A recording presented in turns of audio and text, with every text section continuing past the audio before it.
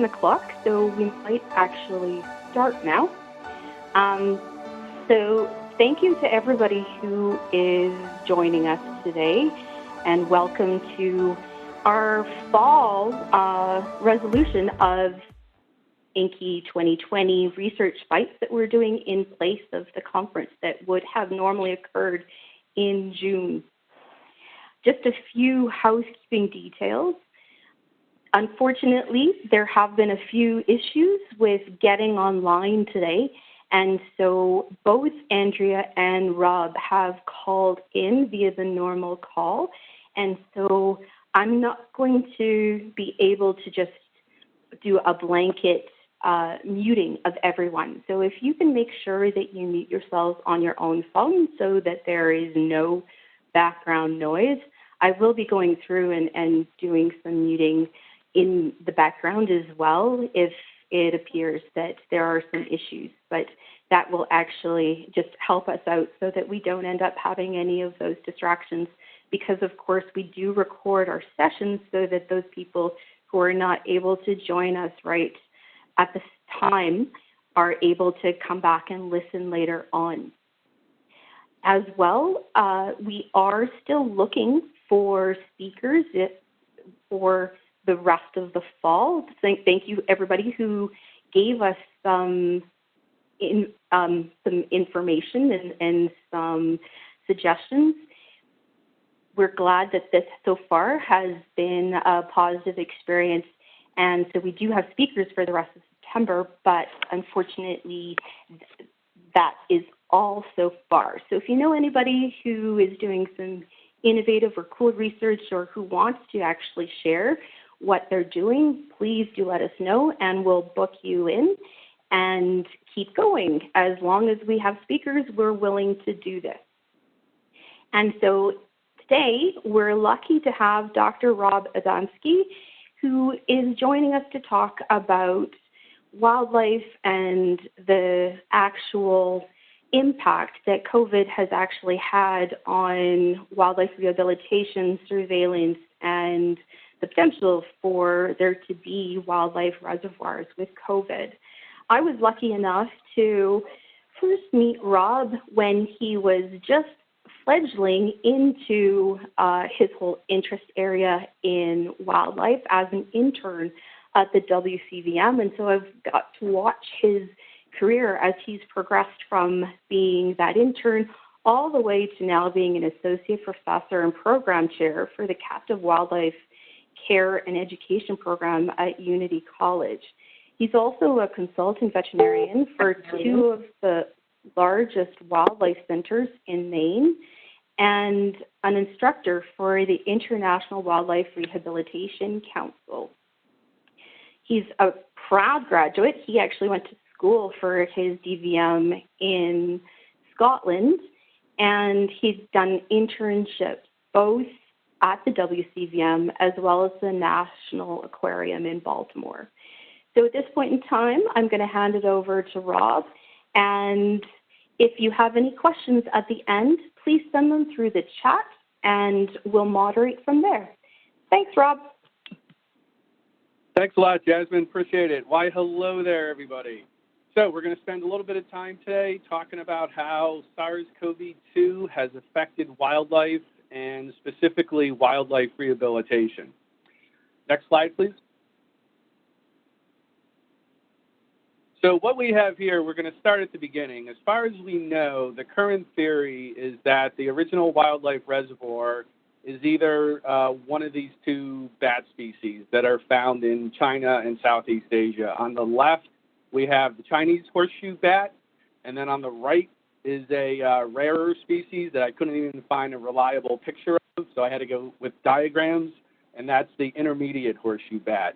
Both of these bat species are thought to be the original wildlife reservoir, possibly with an intermediate host being the palm civet. Next slide. And as we all know, SARS-CoV-2 is a single-strand positive RNA beta coronavirus. Now, the reason I bring this up is because we're going to loop back around to this issue as far as coronaviruses go in general in wildlife, and then specifically with certain North American wildlife species. Next slide. So as we all know, the background is that this virus was first detected in Wuhan, China in roughly December 2019. Since then, it's spread to be a global pandemic, and it's had immense global health, wildlife, and conservation impacts globally.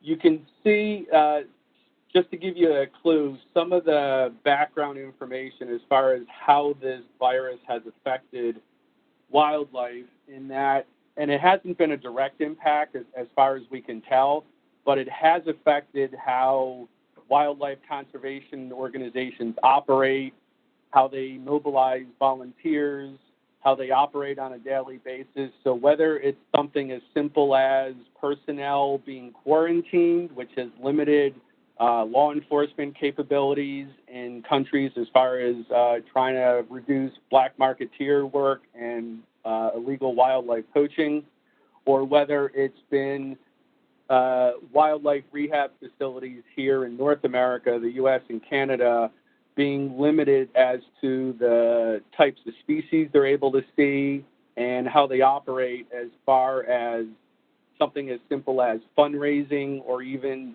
having their volunteers and their staff show up to work.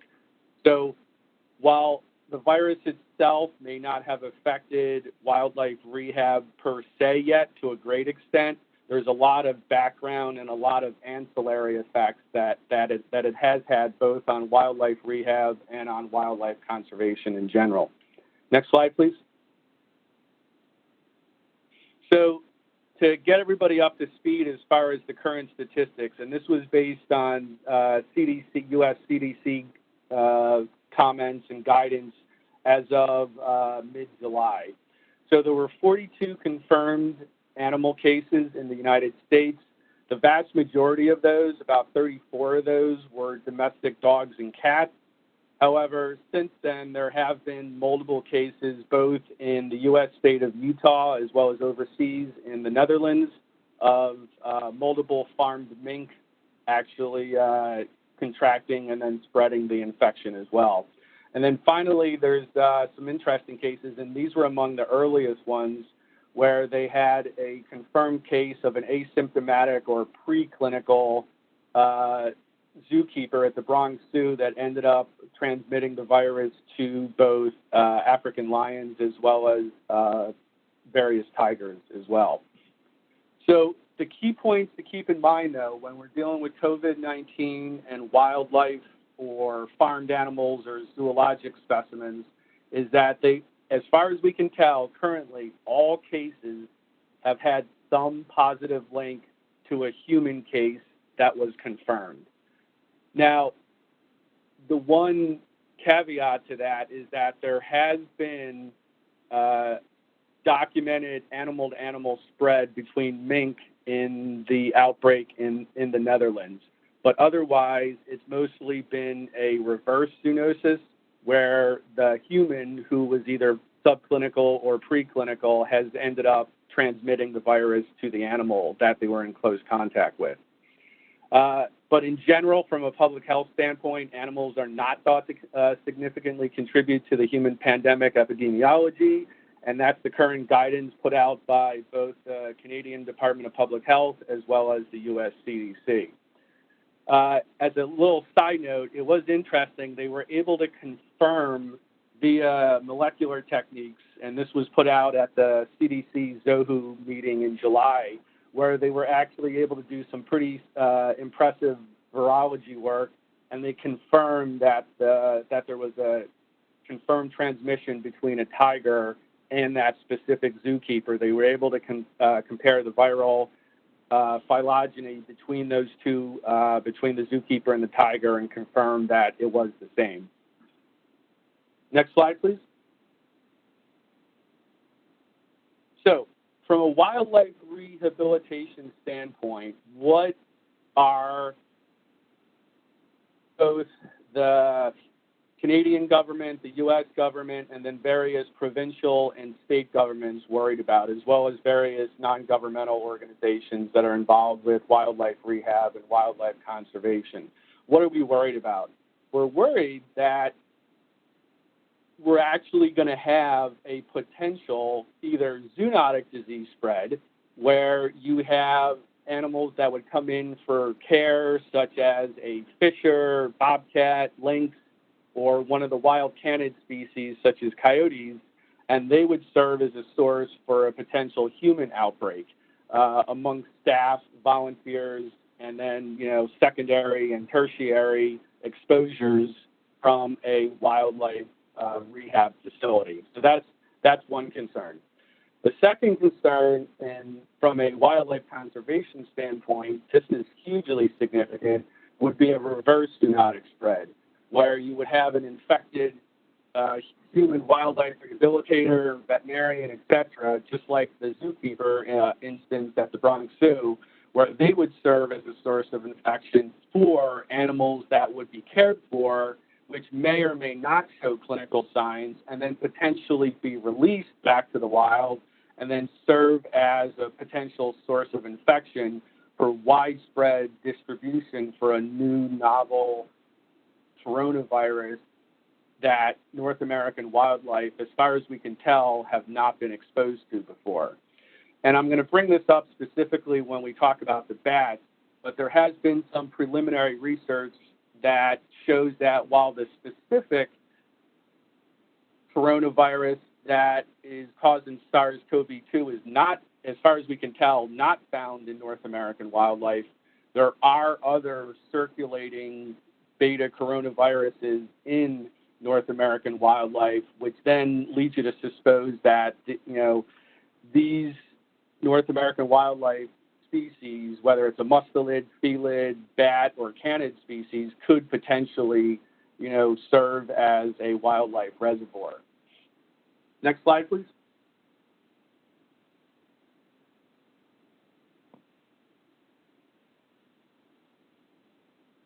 Next slide. Yep, thank you. Appreciate it. We'll see if go ahead and see if the video works. So this is what we're looking for. If your patients at the Wildlife Rehab Center are doing this, we have a problem. Oh, it may not work. We'll see.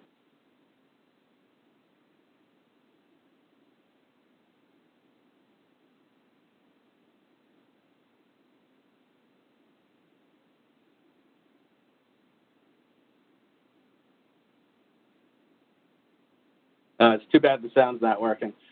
So basically what you have here is you have animals sneezing all over people, okay? If your wild patient, whether it's a fisher, a endangered black-footed ferret, coyote, raccoon, whatever it is showing signs that are consistent with COVID-19 infection, that's something you need to worry about. It would be a reportable disease from a public health standpoint. All right, the local wildlife conservation agency that issues permits, whether it's at the provincial, state, or at the federal level, would need to be notified, as well as public health officials as well. And typically, as far as we can tell, the clinical signs that we are seeing in animals are very similar to what we're seeing in people. You can go ahead and stop the video now, thanks. So whether it's coughing, sneezing, that serous ocular nasal discharge, fever. I always joke, all the nasty diseases that are out there that are going to kill you, Marburg, Ebola, rabies, whatever, they all start with flu-like symptoms, okay? So if your patient is, and it's one of the taxa of animals that are potentially susceptible, and we're going to talk about that in a minute, if they are showing clinical signs that are associated with COVID-19 infections, that is a reportable disease, and the wildlife rehab facility, as well as the attending veterinarian, would need to notify the appropriate agencies. Next slide, please. So that's when we should consider testing. Now, what are the guidelines if we're actually going to test wildlife? Now, and there's going to be more guidance on this later in the presentation, but just realize that the main point is we need somebody to have a high index of suspicion and realize that they have a problem. If the wildlife rehabilitator or the attending veterinarian simply does that, and then they contact somebody, those people they contact, whether they're public health agencies, whether they're wildlife conservation agencies like Department of Fisheries and Wildlife, U.S. Fish and Wildlife Service, Canadian Wildlife Service, whatever they are, those are the agencies that are actually going to run with the situation and actually deal with it, since it is a both nationally and internationally reportable disease and due to the public health implications. So the main takeaway point from this, and I apologize, this is my only death by PowerPoint multiple text slide that I have, is that we need wildlife rehabilitators and veterinarians to have a high index of suspicion. If you notice something, you're even suspicious of a problem, then notify the appropriate agencies and testing can be started. Now, typically, what sort of samples have they used? For instance, with the dogs, the cats, and the zoologic specimens, they've typically done the oral nasal swabs and the other respiratory samples. Although in the zoologic specimens, they've also utilized feces as well. And those samples, because it is a reportable disease, are going to be sent to veterinary diagnostic laboratories, but then, at least in the U.S., for confirmation purposes, they're going to be sent to the National Veterinary Services Laboratory in Ames, Iowa. That is the OIE approved lab for the United States. Now, the final note is, if a wildlife rehab facility does have an animal that is the right taxa, it's a mustelid, felid, canid, bat, etc., and that animal has clinical signs associated or consistent with SARS-CoV-2 infection, and it does die, a necropsy should be performed. Just keep that in mind. That necropsy should be performed by a pathologist, licensed pathologist, taking suitable precautions, however. It's not something you just want to cut open in your backyard. All right? Okay, thank you very much. And next slide. So we've talked about when to be concerned or worried, what to do if you think you are concerned or worried. Now, what are the species we need to be worried about?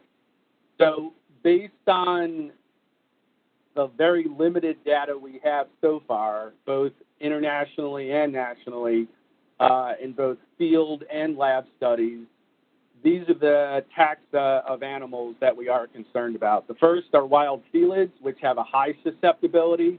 That's not surprising due to their susceptibility to other coronaviruses. Wild mustelids fit into the same category. So whether you have mink, ermine, badgers, fishers, whatever, if it's a mustelid, it also has a high susceptibility. And that's been pretty much proven by these outbreaks that we've seen in both the Netherlands and in the U.S. state of Utah, where they do have confirmed animal-to-animal transmission as well as suspected zoonotic disease transmission, even though those cases originally were probably a reverse zoonoses, which actually started the whole outbreak. Now, in addition to the felids and the mustelids, which in the wild, current theory is that those species would be less susceptible in a non-captive wildlife setting due to the fact that they do tend to be solitary. All right, whether you're a bobcat, lynx, cougar, etc., you're not hanging out in a group or a large social grouping, as opposed to the next group we're going to discuss, which are the wild canids, such as gray wolves, coyotes, etc., which, while they do have a low to moderate susceptibility, and that's based on domestic dog studies, however, the potential for spread amongst those animals due to their social behavior and their social groupings is actually thought to be higher. And then the real big question mark are our bat species here in North America. On the scarcity and lack of research, we really don't know the susceptibility of North American bat species to this particular grouping of coronaviruses, and whether A, they're able to be infected, and B, whether they would actually be showing clinical signs. Now, there is some limited research out there that has shown that our native bat species, whether it's a little brown bat, and the research has been done in some other bat species too, that has shown that that our native bat species do have beta coronaviruses circulating in them normally. They're not pathogenic, they're not showing clinical signs, but our bat species here in North America, our insectivore species, do have and do carry other phylogenetic groupings of beta coronaviruses. So therefore, that then begs the question, are these bats potentially susceptible to the SARS-CoV-2 virus? All right, next slide, please.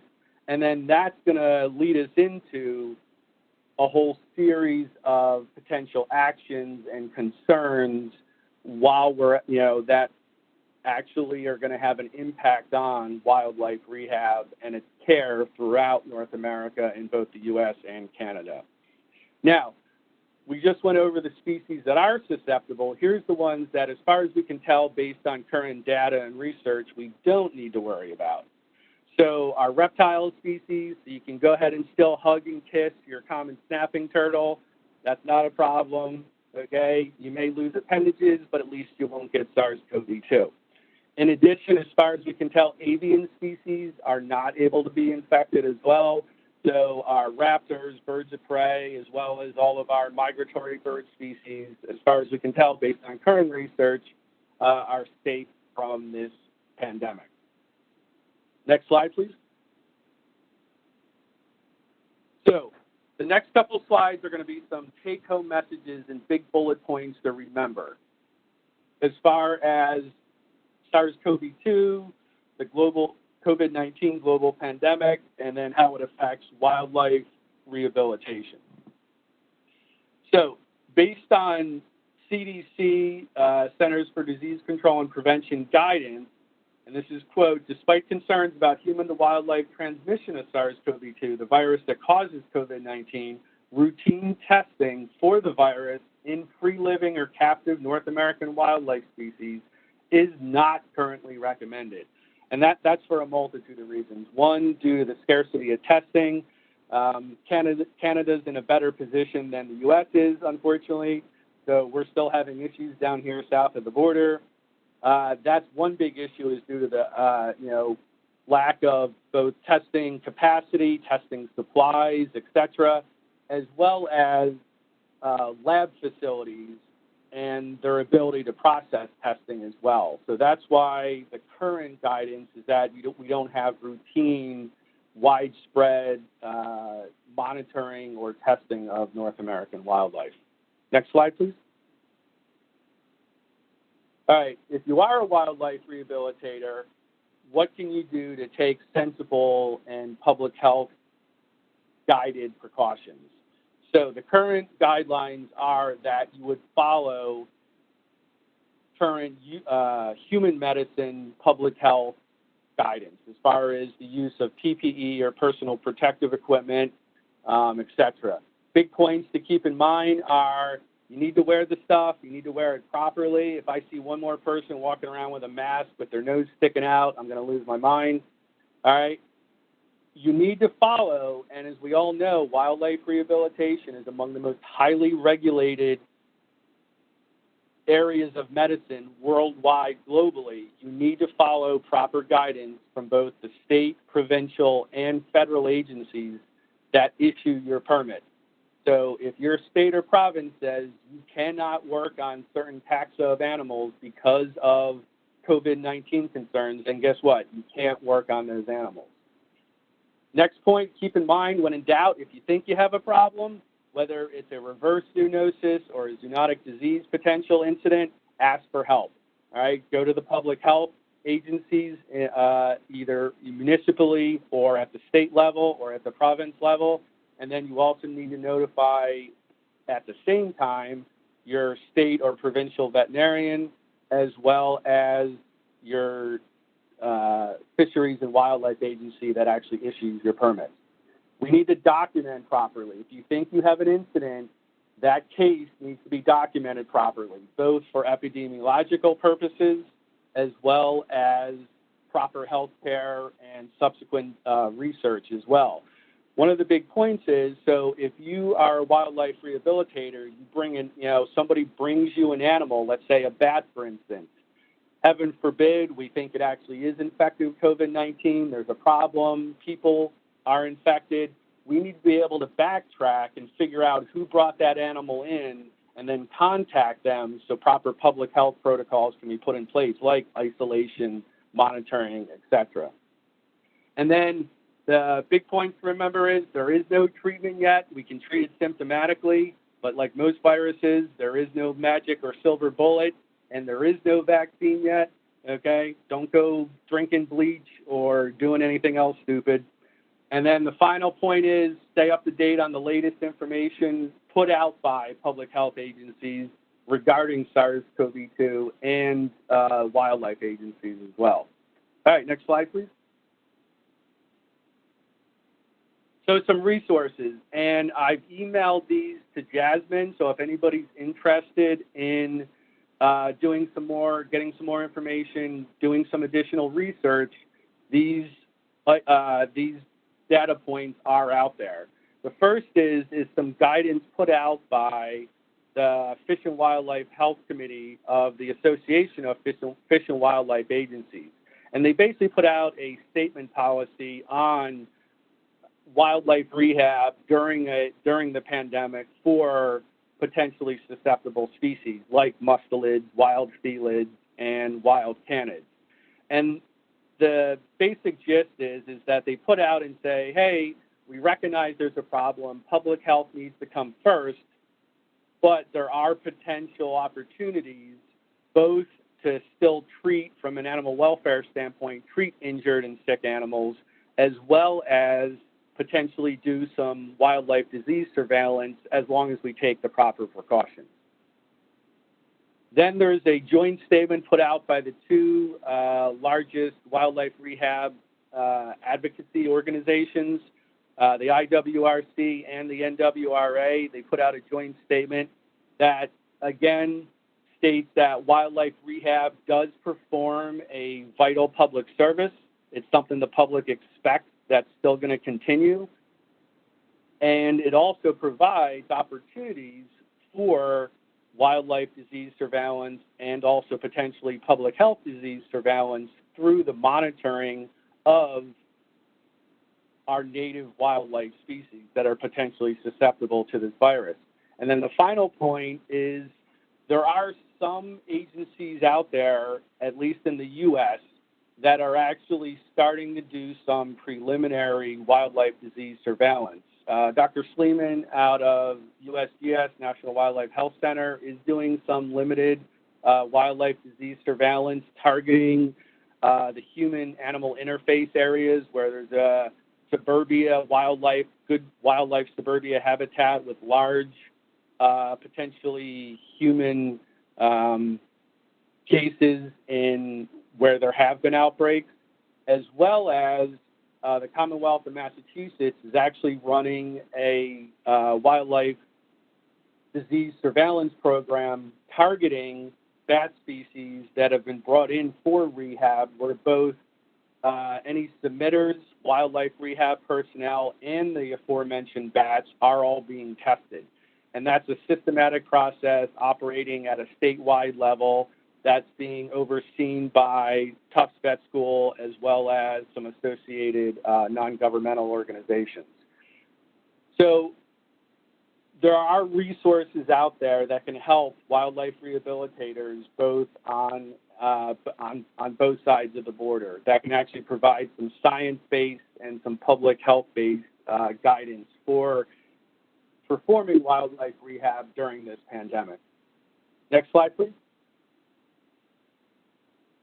All right, so what is the current state of affairs? Where are we right now? the basic point is that as far as we can tell with the, and I use the word, and I'm emphasizing the word preliminary and scarce, our very limited data set so far indicates there is no wild free-ranging animals that have been infected with SARS-CoV-2, all right? Whether it's, the wild canids, the mustelids, the felids, or our native bat species. As far as we can tell right now, there is no wildlife reservoir here in North America. Next slide, please. So the take-home message is that we don't know, all right? We need to do more research, we need to do more disease surveillance, and we need to do more testing. So hopefully now that we have the public health side of the equation operating, hopefully we can start ramping up the One Health wildlife disease surveillance side of the house and actually start doing some more disease monitoring and disease surveillance. When we couple that with sensible precautions as far as PPE, either limiting the species or the taxa that we see and or engaging in certain disease monitoring protocols for those susceptible taxa of animals so we can monitor the situation and prevent any reverse zoonosis that would actually result in a wildlife reservoir being created here in North America. That's the ultimate goal. Next slide, please. Now, just as a final note, I want to bring up the human dimension, and I did an informal survey of 10 different, the 10 large wildlife rehab centers in Canada, as well as wildlife centers here in New England and Maine specifically.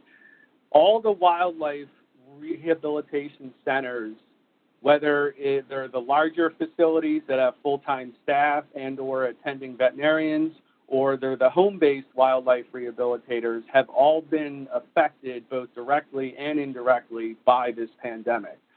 Whether it's the extra expense, time, and hassle of operating in PPE, which is not something, that our wildlife rehabilitators are not unused to. They're used to using PPE, okay? When they handle rabies vector species, they know the deal. They know how to operate safely and effectively. But it does become an added extra expense when you're dealing with this on a larger scale basis. In addition to that, staffing has been a huge concern. Every wildlife rehabilitator I've talked to has said this has been a record year for admissions, both orphan, kidnapped, injured, and ill wildlife have been coming in record numbers. And that's put a real strain on our wildlife rehabilitators. And as far as dealing, with those cases from a medical standpoint, dealing with it from a logistical standpoint, financially, as well as the compassion fatigue and the mental health issues that are associated with all these extra anxiety and stress. And then we do have the public health concerns. What happens if an outbreak does occur and it was due to a wildlife rehab case? That's a significant concern, and that's why most wildlife agencies at the state level have put up policy statements and put policies and procedures in place to help minimize that potential concern. And then the last one, this is an ancillary concern, but guess what? You still need the money coming in the door to keep the lights on, pay the bills. As far as I know, pharmaceutical companies are not giving out meds for free. So funding, whether, it's been our big social media events or in-person fundraisers have taken a real hit due to this global pandemic for obvious reasons, for those public health concerns that have resulted in quarantines, social distancing guidelines, et cetera. But since most of our wildlife rehab agencies operate on a shoestring budget, those bald eagles coming through the door don't carry an American Express card. So funding is a big deal, and that's been significantly affected by this pandemic. Next slide, please. All right, thank you very much. Hopefully this has been a whirlwind but interesting tour through wildlife rehab and how this global pandemic of SARS-CoV-2 has affected it. I'll be more than happy to answer any questions anybody might have. Great, thanks, Rob. And so as a reminder, if you have any questions, please submit them through the chat and I'll make sure to ask Rob. We are after the 12:30 mark. And so if you need to go, I will make sure that those responses do get out to people. First question, Rob. You did talk a little bit about the fact that we're not doing a whole lot of testing, obviously, of wildlife, but it seems that the most likely transmission to wildlife is probably going to be more from domestic livestock rather than from people to wildlife. And so do we know currently if there are any of our domestic species, such as cattle or swine, where they are actually susceptible or there seems to be the ability for them to transmit, given that with the swine flu, there was that kind of previous transmission? So the current guidance, like I said, there's 42 confirmed cases, and all of those have been either farmed animals like domestic mink or pets, domestic dogs, and all of those cases, as far as we know, have been, they occurred due to a reverse zoonosis where they were owned by a COVID-19 positive human. That person did not socially distance for whatever reason, and they came in close contact with that animal, and then the virus was transmitted. Now, not in all cases did these animals show clinical signs. The ones that did, the cats and the mink, did seem to be more susceptible to as far as showing clinical signs. I have not seen, there is some initial research, but I haven't seen any guidance as far as farm animals. There was, I don't have the data in front of me, but they did start testing farm animal species, but I don't know if we actually have any data from that yet.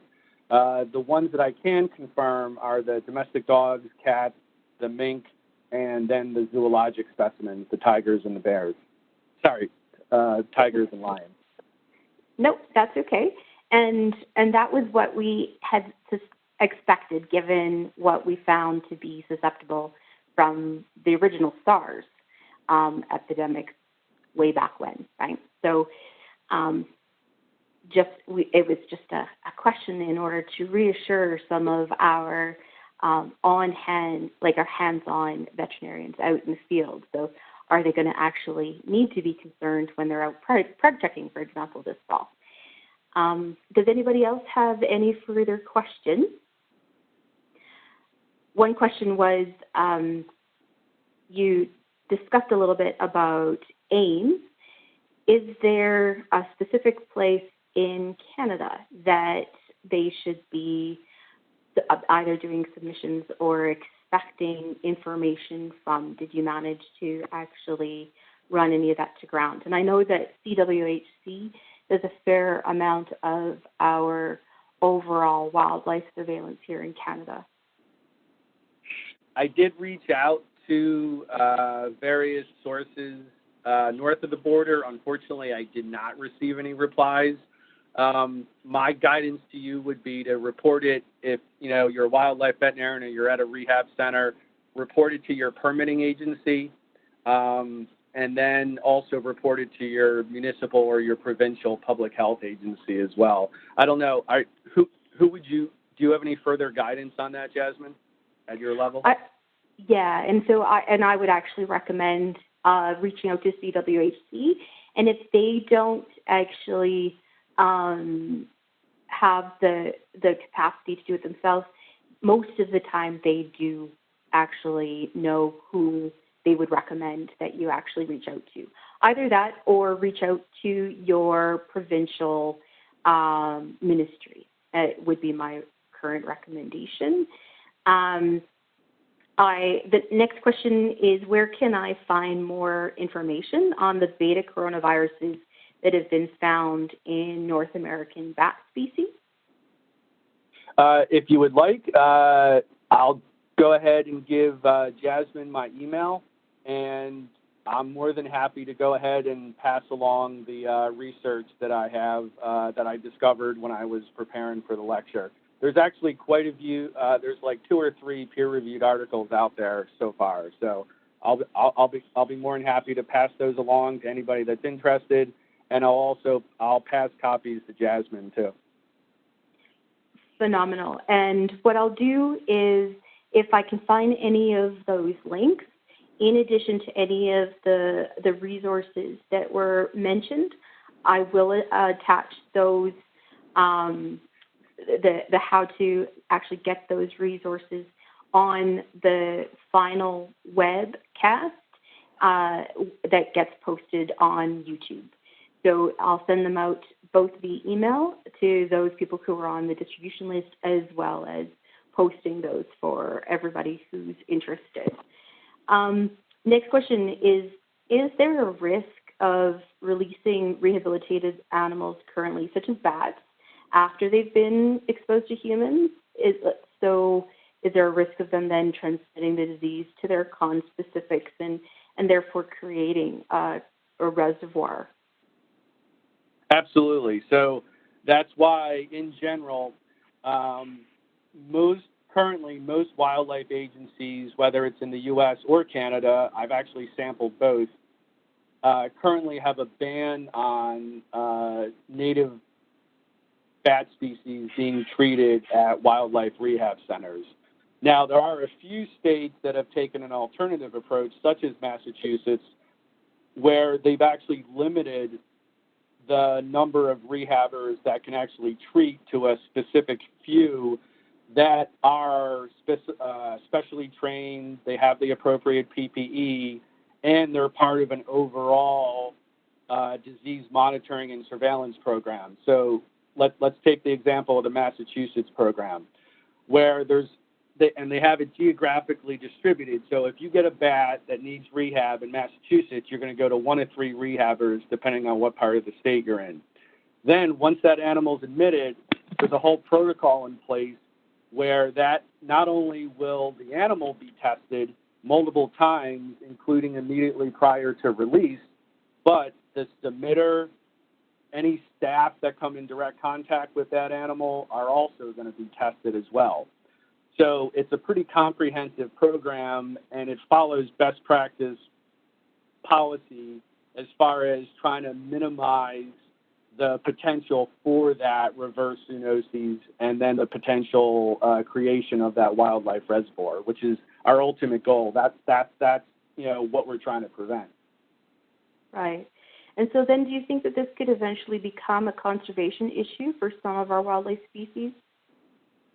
So obviously, as we all know, our native bats here in North America are not doing well.